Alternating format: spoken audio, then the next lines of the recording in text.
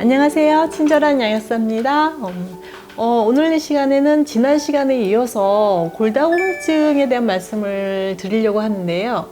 그러면 골다공증에 나는 무엇을 먹어야 되는지 영양제에 대해서 좀 구체적으로 하나씩 짚어드리도록 할게요. 골다공증을 예방하는 영양소 처방 5가지에 대해서 말씀을 드리겠습니다.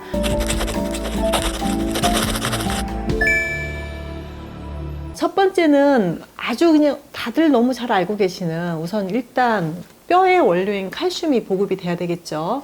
그리고 칼슘이 보급되지 않으면 이 지지 조직의 원료이기도 하지만 혈중에 칼슘 농도가 부족해지면 우리 몸의 생명활동 자체가 안 되기 때문에 그 생명활동을 하기 위해서 뼈에서 갖다 쓰거든요.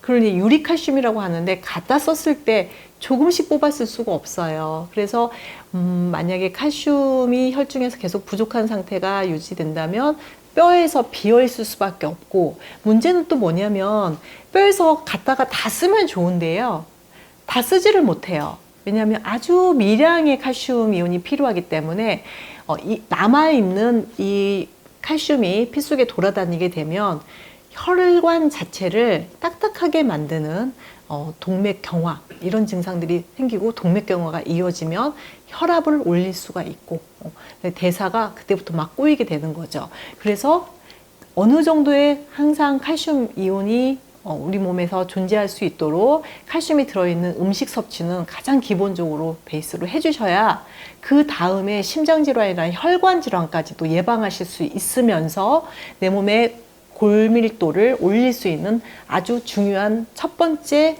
처방이기도 합니다. 그래서 칼슘과 마그네슘이 충분하게 같이 비율이 좋은 제제를 선택하셔서 미네랄 제제 같이 드셔주시면 좋을 것 같고요. 또 이런 제제에 이제 실리카라고 하는 이 조직을 연결해주는 또 물질이 있어요. 요즘에는 좀 생소한 그 물질로 들릴 수 있겠지만 실리카라는 성분이 이렇게 결합을 해줄 수 있는 그런 제제이기 때문에 요즘에 조금 좋은 칼슘제 같은 경우는 실리카가 같이 들어있는 것들도 알 수가 있습니다. 그리고 이제 두 번째는, 사실 이 미네랄들을 다 묶어서 조직을 단단하게, 그리고 단단하면서도 수분이 충분하게 들어갈 수 있는 부드럽고 유연하게 만들 수 있는 게 콜라겐과 히알루론산이에요. 히알루론산은 많이 들어보셨겠지만 여성분들 화장품 원료로도 많이 쓰죠. 피부에 수분 앰플로도 많이 쓰고요. 또 피부과에서 시술을 할 때 히알루론산으로 필러를 맞기도 하죠. 수분을, 주변에 있는 조직에 물을 끌어당겨서 피부를 팽팽하게 만드는 역할도 하는데요. 뼈 속에서도 제가 예전 시간에 말씀을 드렸다시피 뼈가 수분이 부족하면 말라요. 마르면 골밀도와 관계없이 부러지기가 쉽거든요. 그래서 충분하게 또 뼈 조직도 수분이 충분하게 들어있게 할 수 있는 게 사실은 히알루론산이거든요. 그래서 콜라겐과 히알루론산이 같이 들어있는, 요즘에 콜라겐 제품들 많이 나오잖아요.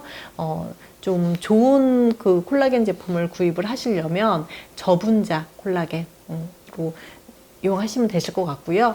물론 원료도 굉장히 중요하지만 사실은 원료보다도 어떻게 잘 만들어진, 그 흡수율이 좋은 제조로 만들어졌냐에 따라서 그 흡수율이 많이 달라지기 때문에 뭐 어류 콜라겐 좋다, 뭐 닭발이 좋다, 뭐 돼지 껍데기 좋다, 이렇게 원료를 가지고 많이들 말씀을 하시는데, 저는 사실은 원료보다도 어떤 공법으로 어떻게 정교하게 만들어져서 우리 몸에서 체내에서 흡수할 수 있느냐, 그게 더 중요하다고 생각을 하거든요. 그래서 콜라겐 섭취 되게 중요합니다. 히알루론산과 함께 들어있는 제품을 선택해 주시고요.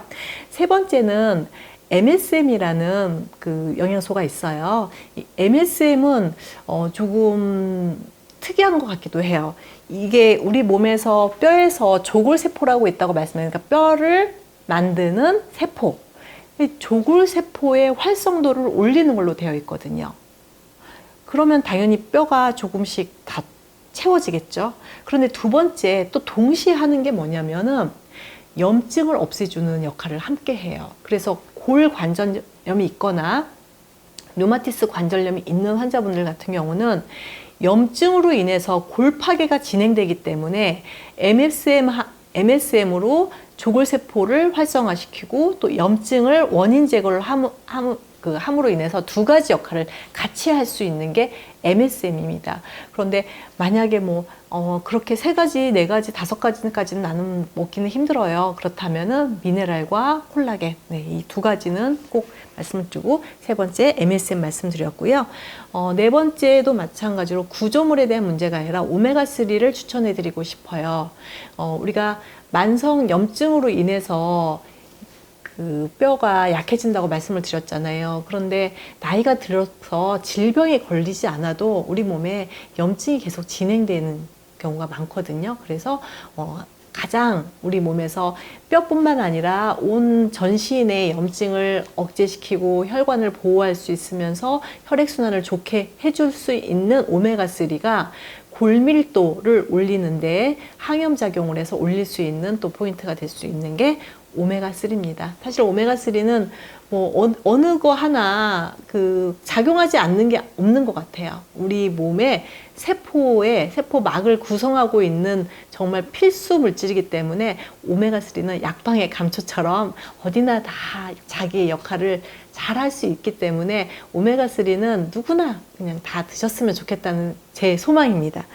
그리고 다섯 번째, 염증에 대한 문제입니다. 제가 만성염증에 대한 그 영상도 되게 많이 있잖아요. 근데 이 만성염증이 예전에는 많이 관가돼 있고, 만성염증에 대한 우선, 현대의학에서 특정 약물이 없기 때문에 만성염증을 많이 간과했었는데, 이제는 고혈압도, 당뇨도, 이런 대사성 질환부터 시작해서 자가 면역 질환에 이르기까지 만성염증이 빠지는 곳이 없는 것 같아요. 뼈조직조차도 이런 만성염증으로 인해서 특히 류마티스 관절염 환자분들, 그리고 자가 면역 질환으로 고생하시는 분들 같은 경우는 이런 만성염증 때문에 이 골파괴가 이루어지기 때문에 그거를 커버할 수 있는 게 사실 아까 제가 말씀드렸던 오메가3와 항산화제, 음식으로 말하면 항산화 물질이 많이 들어있는 채소나 야채 이런 것들을 좀 충분하게 공급을 드시면서 골밀도를 올릴 수 있는 그 방법을 오늘 설명을 드렸습니다. 그리고 영양소가 아니지만 제가 누누이 강조드렸다시피 운동하시는 거, 근력 운동 하시면서 뼈를 지지해주고, 결국은 우리가 골밀도를 높이는 목적 자체가 골이 튼튼하게 서 있는 거를 원하는 거잖아요. 최종 목표는 그거거든요. 그러면 뼈를 감싸고 있는 이 근육 양이 적거나 그러면 골밀도가 다소 혹시 너무 떨어지지 않은 상태라도 골절이 일어날 수 있기 때문에 운동하시는 거, 특히 근육 운동 하시는 거 잊지 않으셨으면 좋겠습니다. 보통 뼈에 좋은 음식 하면은 우유를 많이 생각하실 텐데, 우유에 대한 부분은 제가 다음 시간에 말씀을 드리려고 해요. 학교에서 일괄적으로 그렇게 보급하고 있는 우유가 과연 뼈 골밀도를 어떻게 할 것인가는 다음 시간에 제가 준비해 보도록 하겠습니다. 오늘 시간 유익한 시간이 되셨기를 바라면서 여기서 마치도록 하겠습니다. 고맙습니다.